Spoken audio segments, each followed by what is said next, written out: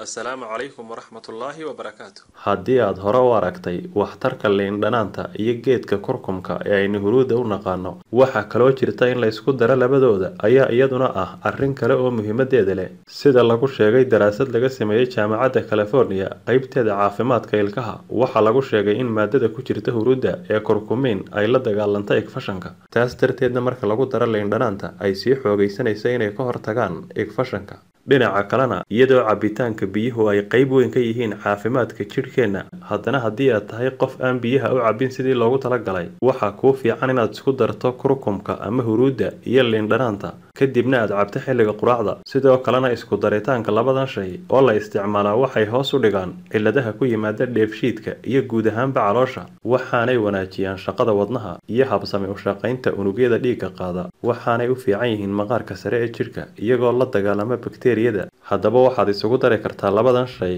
inaad koob ay ku jiraan biyo diirani aad ku darta malqaacad yar badhkeed oo ah biyaha aad ka tuujisay liin dhanaanta kadibna aad ku sii darto wax yar oo malaba haddana aad ku sii darta malqaacad yar badhkeed oo huruuda kadibna aad cabto xilliga quraacda